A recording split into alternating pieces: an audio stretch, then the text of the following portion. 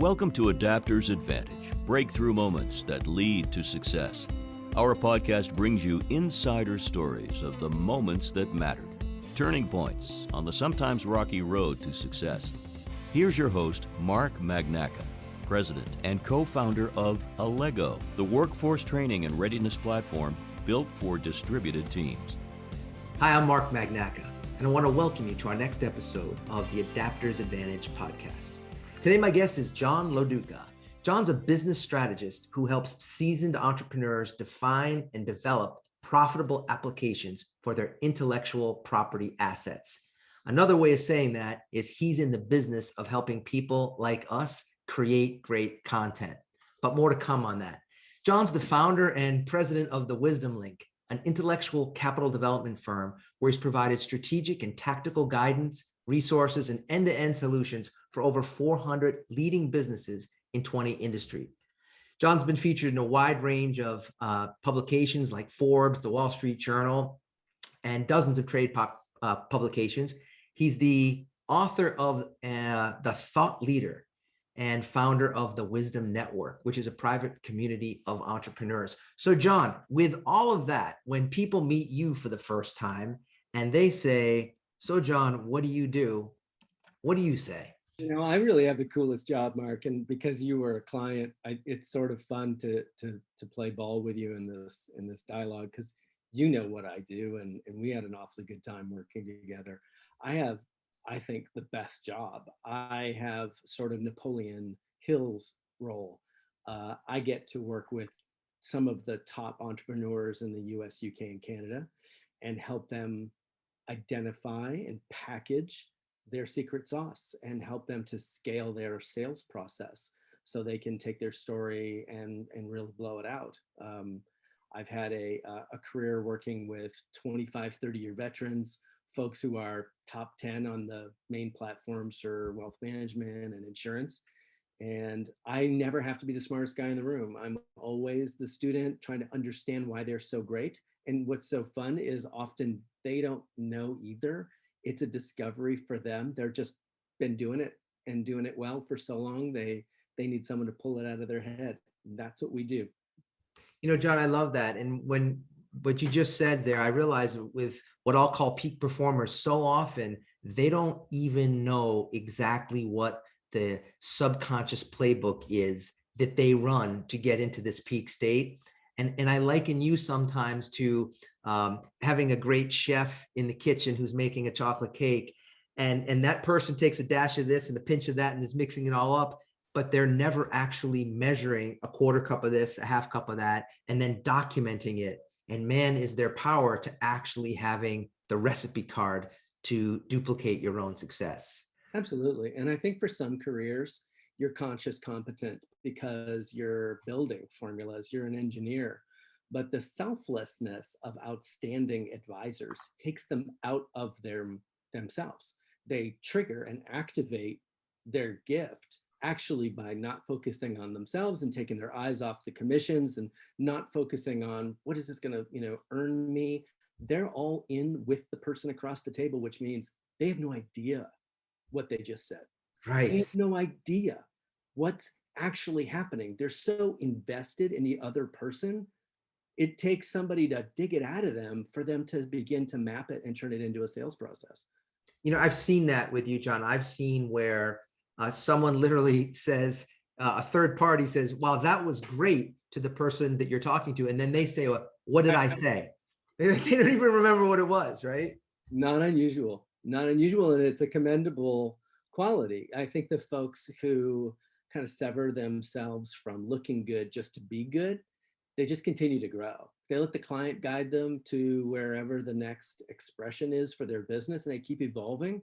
And they just kind of connect on that level of commerce. If I'm making sense to this person across the table, I'll keep doing that. And then 30 years later, they're like, I actually have no idea why all my friends and my colleagues in my industry are making 6 figures and I'm making 8. Like, I don't understand what happened, but somewhere in there, I made some choices they didn't, evidently. And that's just a joy. So I'm sort of like Napoleon Hill. I mean, I literally am just like, I'm, just across the table from these 800-pound gorillas mapping process, packaging it into sales and communication tools, and scaling it. And it's an honor, really. I feel really honored often to be across the table from these folks.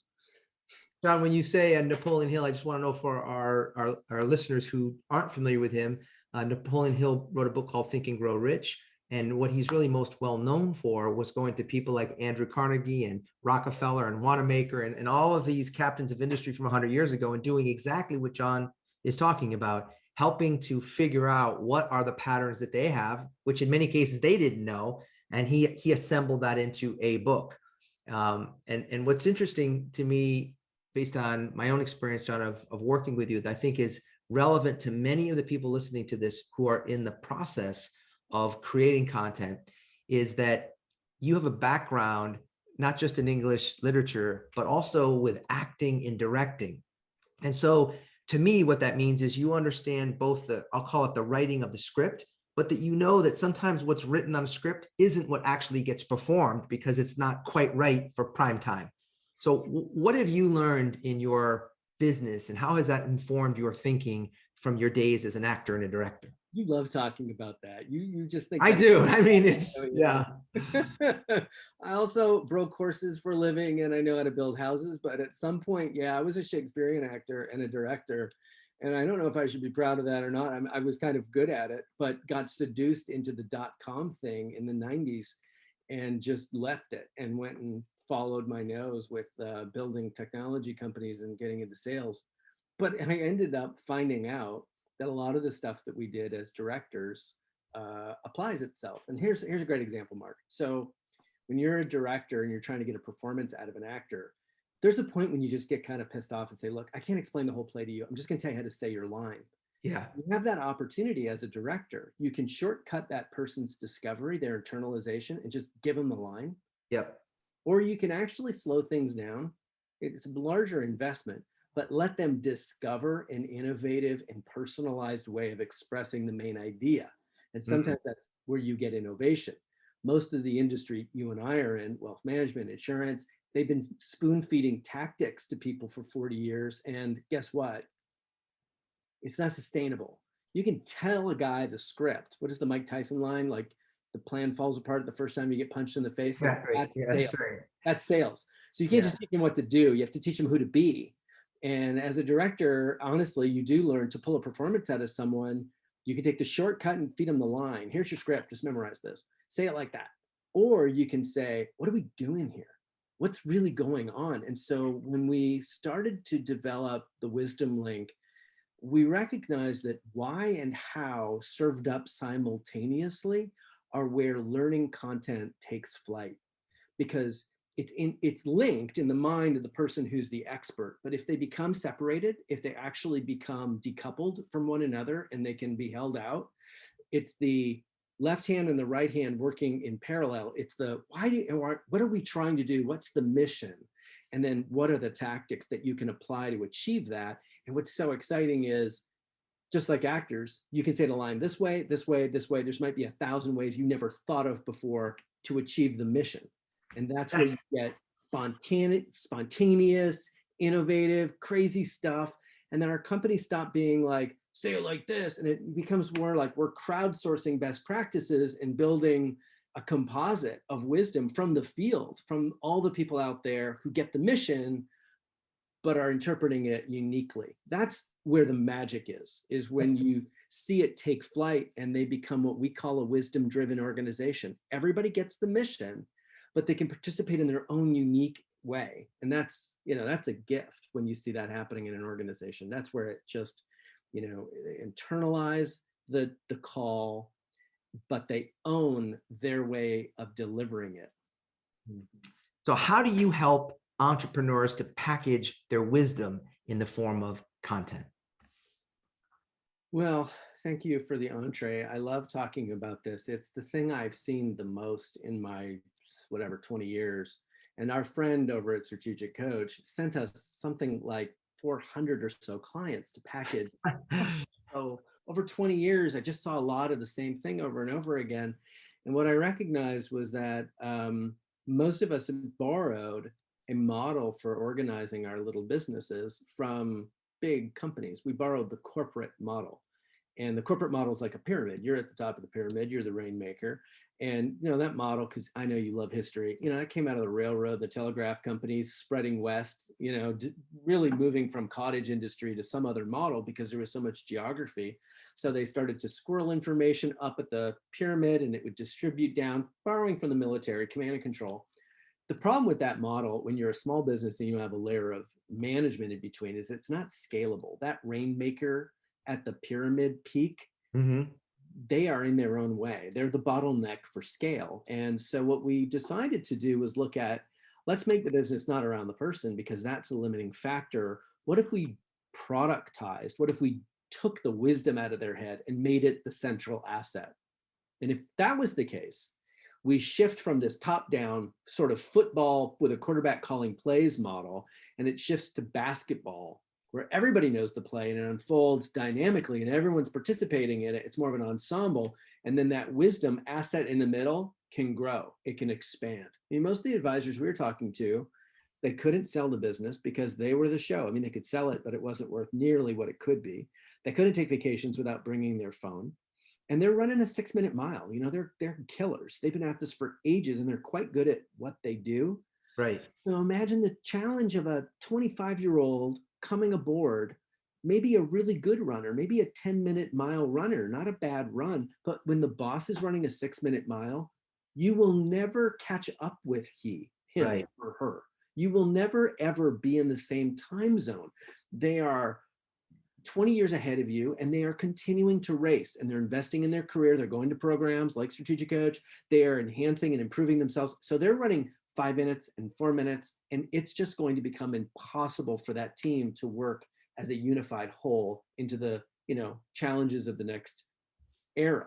Well, the wisdom-driven model is dynamic. It means that wisdom is centrally accessible, that you can pour into the platform, and then everybody can participate in accessing it. So it's not like, well, I get smart because I hang out with the boss. It's we own the company. We are participating in making it better. We have a say. We have a voice. Our best practices are driving this organization. And so we built this software. Look at what you're doing with Lego. You've basically said, if we can get that wisdom out of the heads of the people in the organization, then instead of it just being top down, it can go laterally. It can exactly and become a corporate asset of wisdom. The same idea. We're really looking at striking out on a new paradigm, Mark, because what we saw was so ugly for them was they'd reach a ceiling and then they couldn't grow anymore. Yeah. They'd reach like a place where it's like, how do I scale? I'm out of hours. I'm meeting with clients all the time. I'm doing business development. If they had gone RIA, it was worse because they were like, I have to take out the trash. I have to deal with softwares and compliance routines and staffing issues and oy vey. I have all this stuff now. My income generating activities are diminishing while I'm playing manager and leader. Sure. And they found themselves stuck. So wisdom driven means, yeah, your corporate asset isn't you. What do you find, John, just on that point when you first explain this concept? So someone's hearing it for the first time, and some of them might think, yeah, but I don't have any wisdom. What wisdom do I have? Wisdom is such a hokey term. I hate to use it sometimes, but on the other hand, it really is the real thing. Wisdom is basically you not touching the stove twice. That's experience and knowledge used to ensure you have a predictable outcome for the future. We have wisdom all the time. It's traditional wisdom. It's accessible. It is the kind of thing that it goes into the day-to-day that you apply routinely. The difference is if you get into reading books, you'll get clever, but you won't get wise. You only get wise by getting experience. You only get experience by doing things wrong. You don't get experience doing things right. You have to have broken enough eggs. So ultimately, once you've achieved a certain amount and done enough things wrong, you stop running out of things to do wrong. That wisdom, that predictable, scalable operating system of doing things a certain way. Most of the advisors I work with, 8-figure guys, they're very habituated. They're very consistent. They, men and women, consistently have these obsessive habits of how they do things. That's their secret. They don't know why they do those things. They just learned somewhere way back there that worked. So they do it all the time now. They do it consistently. A little talk that they give, a way of interacting. They're habituated to those things. And if those things are collected and we antagonize clarity out of them, well, what if you do it this way? We interview. So this is how we get it out of them. We interview them. Yep. And they laugh, Mark, because they all get territorial. So I'll ask them just to piss them off. Well, what if we did it this way? Can't you just do it that way? And I get lectured. That's what I want. And I get it on camera. It's and then all of a sudden I go, bingo, I gotcha. You didn't think it mattered, but it really does. And there's a reason for it. You just haven't said it in 25 years. But they find themselves defending fiercely. Yes. Some stupid thing, but it maps back to a set of values, and those values inform all choice making in the organization. They're just unconscious of them. They don't see the linkages between this is why we answer the phone this way and some hoity-toity value that they have. Right. It sounds like marketing when we talk about values. It sounds like sales when we talk about tactics. Interestingly, if you link the two, you get why and how. And it becomes this really powerful operating system that they can scale. They can really teach juniors, the 10-minute miler, how to catch up, because they're not just doing the right things, they're being the right way. They're internalizing and thinking the right way, aligned with values that mean even their most spontaneous and innovative expression, even if it's not in the playbook, they're still aligned. And so they sometimes innovate new things that are superior than what the old man created 25 years ago. And that's where organizations stay vibrant and vital as they're evolving. You know, the dynamic isn't, let's make robots out of everybody. We have AI for that. To leverage us as full humans, we have to teach them what's the mission. And then here's some guide rails to follow, but just get there. And I'll tell you, just for our listeners, one way when Jon was talking about that getting fiercely protective of it, and that's when he knows he's kind of getting to that hot spot, is if you think about Ray Kroc developing the very first McDonald's and saying to him, I only want to cook the French fries for 30 seconds, not 57 seconds. He'd spent a lot of time figuring out how long to cook them, and he didn't want it deviated one bit because he wanted the French fries to be the same in St. Louis as they were in San Francisco. And I think that's when you start to talk about that, you realize every single thing from the way the phone is answered, they all make a difference in terms of the client experience. It is absolutely true. And it is such a treat to see. Like, we'll get the CEO of a big company and I'll ask him some innocuous question about why do you have to smile when you answer the phone, and you wind up getting a whole story about 1969 and his mom had cancer and he's pulling the red wagon in the snowstorm and he's selling newspapers, and that's why we answer the phone with a smile. You think, I am so glad we filmed that. That's a corporate asset that everybody will suddenly, oh, I get what we're doing here. Like, you know, those are the gems, but nobody that's exceptional is unconscious. Nobody that I have seen that achieves great things does it without there being some very, very legitimate and carefully curated reason for it. Somewhere in the archive, somebody touched a stove. And if you bring them back to that place and you resurrect that moment, man, you get story and you get script. And those two things are how adults like to learn. So let me pivot, Jon, to what do you see some of the biggest mistakes that entrepreneurs make when they are trying to execute a content strategy? It's a really excellent question, and I gave it some thought. You prepped me well for this one, Mark. And the truth of the matter is, most of them do what you and I are talking about. They run the very real risk of normalizing excellence. They cannot account. Their greatest strength becomes their greatest weakness, which is humility. We love them for being like regular Joe who becomes like wildly successful, but unfortunately, without an antagonist to kind of map backwards, like what are those turning points and what are the things that shaped your outlook, they don't really know. And so they trivialize, and then they make the mistake of saying, some people have got it and some people don't. Because they cannot themselves account for it, they just assume it's innate. And actually, I think that's the mistake that they make sometimes when they're thinking about succession planning, hiring juniors, is they say, it took me so long to get here and so many chance occurrences, and I was mostly unconscious. I don't even know what I'm doing. There's no way for someone else to ever get as good as I am, and I won't even try. So I see that almost tragically. They're just so humble, they don't pay much heed to what they've got. The other mistake that they make is they think that they're going to just deliver tactics and that that's going to be enough. And so we have to trick them essentially into storytelling just by, antagonizing and engaging them directly. If we ask them, hey, flip on the camera and just go talk to the camera, sometimes we get really, really nicely polished garbage. But when we get on the opposite side of the camera and we push on them a little bit, they start saying what they really mean. And the last bit is, I think that they're often the guys and gals that I encounter, they're looking for permission. They need the permission from us, that it's time for them to say whatever the hell it is that they need to say. They've kind of been boxed into being socially appropriate, and it chops them down at the ankles a little bit. And so we kind of give them a wide berth to say, like, this is the place where you say whatever it is that you think needs to be said. Because I think that they've grown very sensitive.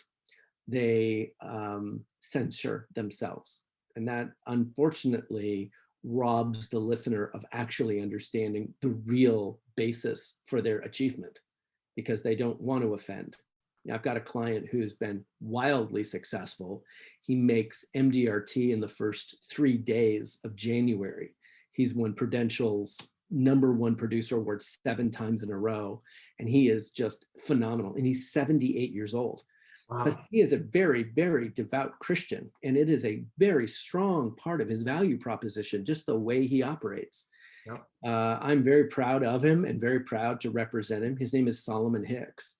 And Solomon is an outstanding man. We had to kind of work through whether or not he could let his little freak flag fly. Is it time to just say, hey, look, like it or lump it, this is what I stand for, Yeah. And that's kind of the thing about permission. It's like, we as students, as juniors, we want to really know the scoop. We don't want sanitized. We have to let them know it's okay. You might offend somebody, but so what? The costs of offending a handful of people are greatly outweighed by the value that you could do by being yourself, by being authentic, and by really shouting from the rooftops what you think is your secret sauce. So my question is, for people listening who work at a large company and they say, I get it, but I work at a big company. I know Solomon's been part of some of these big companies. What are some of the key lessons you've learned to apply this content creation mindset you're talking about for a larger corporate team? My belief about this is that what I'm talking about is magnified. That the idea of a wisdom-driven organization is only magnified by a larger group of producers who are able to improve and perfect and create enhancement and innovation against the template from the senior person. So you end up with this really valuable sample group to go out and break it and bring it, into reality. What sometimes happens in a smaller group is, you get the charismatic leader and this is the playbook, and everyone says, yes, of course, but there's only a handful of bodies. You just don't get a big sample size to go out and express it. Larger the organization, the more you have small iterations. Look at Darwin. The species that evolve faster do what? They have more offspring. Offspring are like multiple expressions. Right. Sample set, right? Exactly. They accelerate mutation, and more mutations means faster evolution. So the more people in a sales culture that you have playing off of a template, innovating, tweaking, bringing their unique value to it, the faster it evolves. The more mutations, and hey, it worked. So we did this for a really large organization. At the time, they were the 2nd or 3rd largest independent tax firm in the country. And they gave us their one guy, and we lobotomized him and put it all into our playbook software and gave it back to them. Yep. And we thought we were so great. We were like, this is so awesome. Well, he was number 1. Number 2 through number 20 started to complain, hey, you never asked us what we think. And I thought, oh no, this is going to fall apart. Like, we screwed up. Like, I thought they'd be so thrilled. The number 1 guy, it's an entire playbook of how he does what he does. Right. This is so powerful. Everybody could get better. And they did. Everybody got better. But the complaining, it was unraveling things. I thought it was a problem. It was just because I was dumb. I was so wrong. We ended up with number 2 through 19 or 20. We grabbed their stuff and made a mosaic of best practices. And Mm, instead of it being like, this is the one way, it was, these are the best ways. The love it. expressions for various stages of the sales process by our best people. And it was so neat to see, like, I'm the opener, I'm a killer for lead gen. I'm not very good at lead conversion, but Mark is. Let's get Mark's videos in there because he's superior to Yep. me. His results are better. So we can actually like test this and build almost a mosaic of capabilities. You guys are doing that. I mean, you know what I mean. So this is a great segue point just to talk to you about a personal pivot point or a moment of learning in your life. You've made a couple of changes here. So what's a meaningful one for you where it changed your approach to being an entrepreneur? I hoped that when you asked me this question, that I would suddenly have a moment of inspiration. I think that the only smart thing I did in my career was to realize my limitation and build a business that was about capturing the wisdom of other people. That was the greatest decision I've ever made. It took me out of being, most of your listeners have never heard of me. I'm not a guy who's out there in the limelight. I'm kind of behind the scenes guy. And I love that. I love being the resource to these amazing men and women. And I think that was the pivot point, Mark. I never sought the limelight. I like to enable the helpers. And the Yeah. men and women I get to serve, they're doing a lot of good out there. And so I love that I get to play that role. It's unpacking the totality of who they are as human beings in the service of other people. That's what makes them great. It's the story of the red wagon when their mom had cancer. That's what makes them great. It's all of it. It's not, I say this, or we have these products. That's where the mediocre, thrive, and they don't thrive. The guys and gals who are at the pyramid peak, at the mountaintops, they bring all of who they are to the table. And so what we're unpacking is the entirety of their wisdom, their whole life story showing up in selling insurance, which could be the most boring thing in the world. Right. Not when you talk to masters. When you talk to masters, it's a calling. Yeah. And so it's just a thrill to hear really wonderful, tremendous people who do the same thing over and over and have for years, continue to reinvent themselves by getting all the way back to that source code, that inspiration for them because of who they are as people. So when you try to get a team around that, 25-year-old can't access that story. He wasn't there and it's not his story, but the example, he can. The idea that what makes the guy at the pyramid great is that he brings his story with him. That young man or young lady can do the same thing, that they can bring all that they are, their passion, their inspiration, their empathy, all of that. They can bring that into the work that they do. And that'll sustain them long enough to do a bunch of stuff wrong and live through it and get good. You know what I mean? Otherwise, they crash and burn before they get a chance to get good at it and make a living. When you say that, John, you make me think of Robert De Niro in the movie The Intern.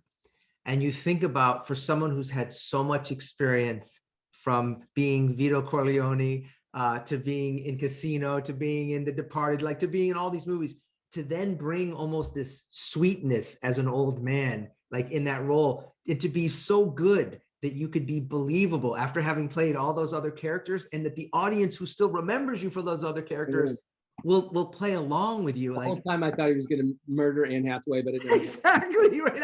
How could he do this, right? And so I'm realizing, like, that's the same concept for many of the people that you're dealing with, that you're working with. And it leads me to my last question. And it's based on this experience that we're talking about. What do you see as the most important skill that people need to learn or improve today? I believe most sincerely that with the abundance of example that we now have access to, you and I are a couple of Gen X guys, we're old guys, we remember analog, that people today have so many examples to get lost in the wake of other people. I think they forget that you just have to do you. And so authenticity, I think, is the thing that most folks have kind of lost a little bit. The strivers forget to be authentic, that's attracting. And I think seeing so many examples of who to be and how to be, I think it's easy to get lost in that. And absolutely, people can smell it, and you are enough exactly the way that you are.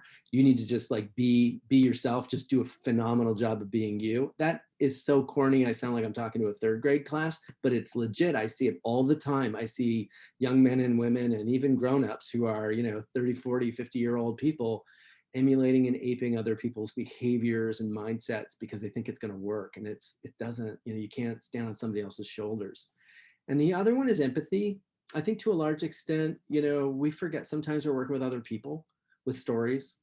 And so, that's a thing in the industry that can be so horrific and demoralizing, is the demands on the producers are such that if they're not careful, they might forget that they're across the table from another full-blown human being. And it's not a wisecrack that you're dealing with lives. And I think that it could, meeting a sales quota, meeting the demands of a sales culture environment, you can kind of lose sight of that.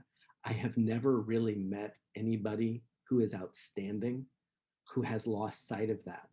They still somehow bring it down to the real heart-based connection they have with other people. I don't know how they do it. It's sociopathic. They sort of separate the commission and the win and the getting the ring or being on the main stage and the achievement, but somehow or another, there's this sacred space they create with the other person. Yes. That is authentic. You know what I mean? So true. It's so true, John. And I have firsthand experience with it. So for listeners who want to be great, they want to tap into some of that, how do they find you?